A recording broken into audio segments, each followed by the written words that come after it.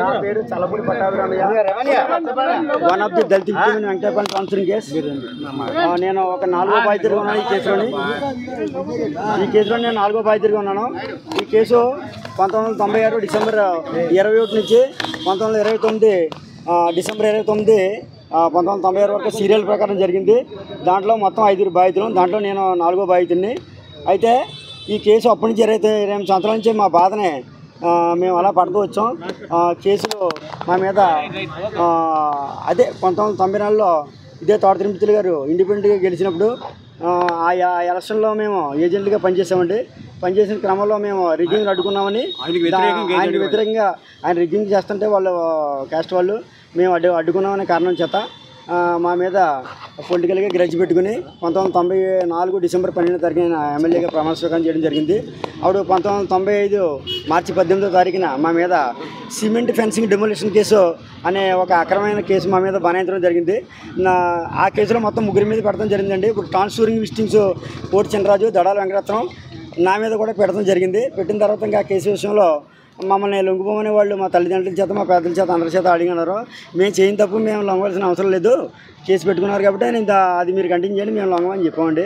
ఆ తర్వాత అదే జరుగుతున్న క్రమంలో 1995 మార్చి 18 పెట్టిన తర్వాత మేము కోర్టుకి యథావిధిగా తిరుగుతున్న క్రమంలో మళ్ళీ 1996 డిసెంబర్ 21 తారీఖున శిరోమండనానికి సీరియల్ స్టార్ట్ అయిందండి. 1996 డిసెంబర్ 21న మా 5 బాధితులు ఒకటైనటువంటి కనికేలి గణపతిని, అప్పటికి ఆ కుర్రోడి వయసు 10th క్లాసు ఫెయిల్డ్ అయ్యి ఫీజు కట్టుకోవటాకని ఫీజు కట్టుకుని వస్తున్న క్రమంలో సాయంత్రం మాటలు మా పేటకి దగ్గరలో జస్ట్ ఒక 50 మీటర్ల దూరంలో అతన్ని ఒక పాకలో కొడతాం జరిగింది.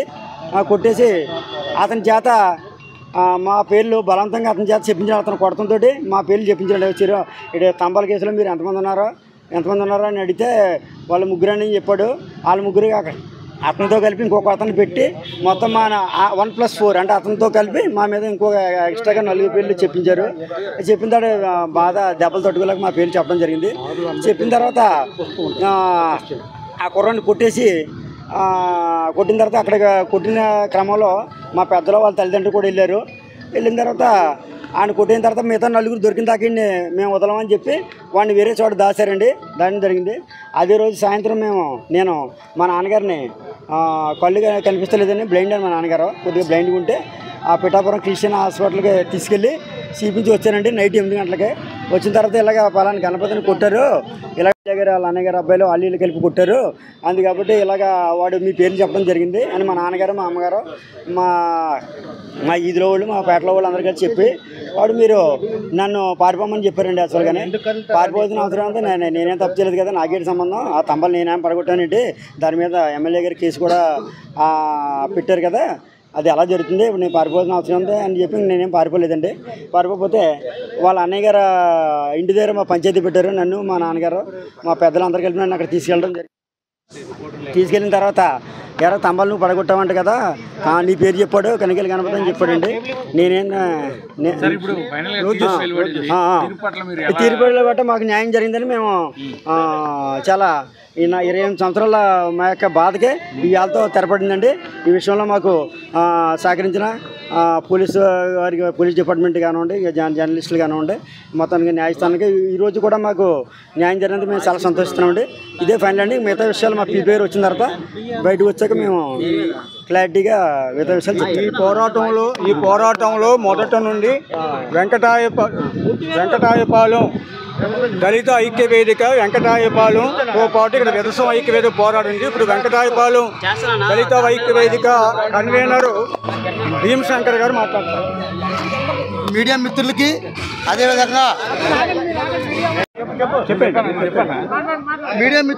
అదేవిధంగా పాత్రికా విలేకరులకి ముందుగా మరి జైభీం తెలియజేస్తూ విప్లవం తెలియజేస్తూ మిత్రులారా, దాదాపు ఈ శిరోమండనం కేసులో 1996 నుంచి ఇప్పటి వరకు అనేక పోరాటాలు ఫలితంగా ఈరోజు ఏదైతే ఒక దళిత ఐక్య పోరాట వేదిక నాయకత్వంలో మేము పోరాటం చేస్తాం.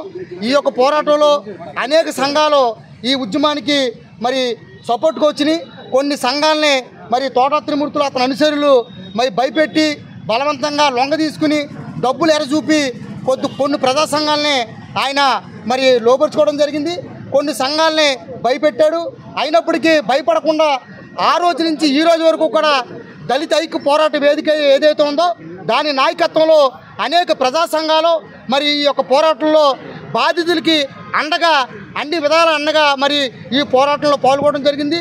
ఈ పోరాటం నడ్డాకే అనేక మంది నాయకులు ఈ పోరాటంలో బాధ్యుల తరపుని నిలబడి పోరాటం చేసినటువంటి నాయకులు బొజ్జా తారకం గారు, అదేవిధంగా కామినేడు గుర్రాల పరంజ్యోతి గారు, ఇంకా అనేక మంది నాయకులు ఈ పోరాటాన్ని నిలబెట్టే క్రమంలో వాళ్ళు ముఖ్యంగా ఉన్నారు.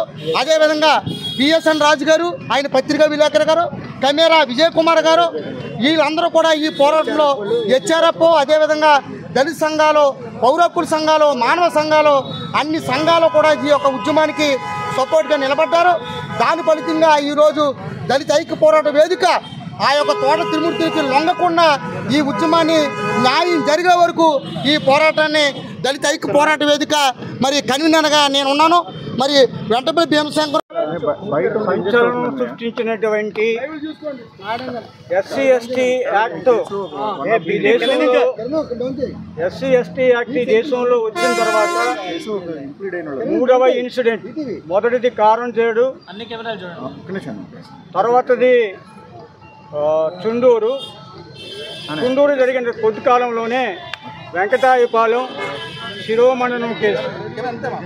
ఈ శిరోమణనం కేసు 1996 డిసెంబర్ 29వ తేదీన అప్పటి ఎమ్మెల్యే ఇప్పటి ఎమ్మెల్సీ తోట త్రిమూర్తులు గారు వారి అన్నదమ్ములు కలిసి 5 దళిత యువకులని చేయని నేరాన్ని ఆరోపించి 2 జైల్లో పెట్టి 2 శిరోమణనం చేసి మరొకరిని తదుపరి పట్టుకుని కొట్టినటువంటి సంఘటన 28 సంవత్సరాల పాటు న్యాయ పోరాటం అనంతరం ఈరోజు Visakhapatnam SC ST special court న్యాయమూర్తి గారు లాలం శ్రీధర్ గారు తన తీర్పుని వెలువరించడం జరిగింది.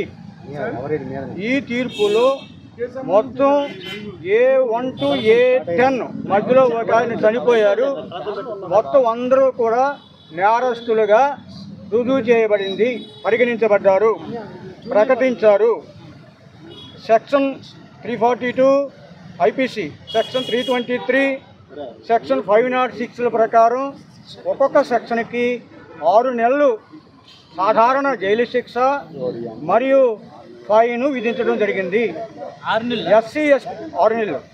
ఎస్సీ ఎస్టీ యాక్ట్కి సంబంధించి 31S or 25Aలు నిరూపితమైనటువంటి కారణంగా వారికి మరొక 18 నెలలు సాధారణ జైలు శిక్ష విధించబడింది. 1,50,000 రూపాయలు మొత్తంగా వారి నుంచి ఫైన్ వసూలు చేయాలని, దానిలో నుండి బాధితులకి నష్టపరిహారం చెల్లించాలని కోర్టు వారు ఆదేశించడం జరిగింది. మాకు కొన్ని ఇంకా అవి 18 నెలలు, ఇవి 18 నెలలు, 2 టర్ముల 2 కలిసి ఏకకాలంలోనా అనేది వారు లోపలికి వెళ్ళి ఆపరేషన్ ఆఫ్ శిక్ష అనే దాని గురించి ఆలోచించి తదుపరి ఉత్తర్వులు జారీ చేయబడతాయి. మాకున్న సమాచారం ఇది. ప్రస్తుతం మా పీపీ గారు లోపల ఉన్నారు. తదుపరి క్లారిటీగా ఆ పేపర్ మీకు వచ్చిన తర్వాత మీతో ప్రస్తావిస్తాం. మీ ముందు ఈ 5 బాధితుల్లో ఒక ఆయన ఇక్కడే ఉన్నాడు, సిహెచ్ పట్టాభిరామయ్య. వారి మాటల్లో వారి బాధ. సమస్య లేని ఇల్లు ఉండదు, పరిష్కారం లేని సమస్య ఉండదు. బంధాలు గొప్పవి, బాధలు చిన్నవి. మీ సమస్యని మేము పరిష్కరిస్తాం. రండి, మాట్లాడుకుందాం.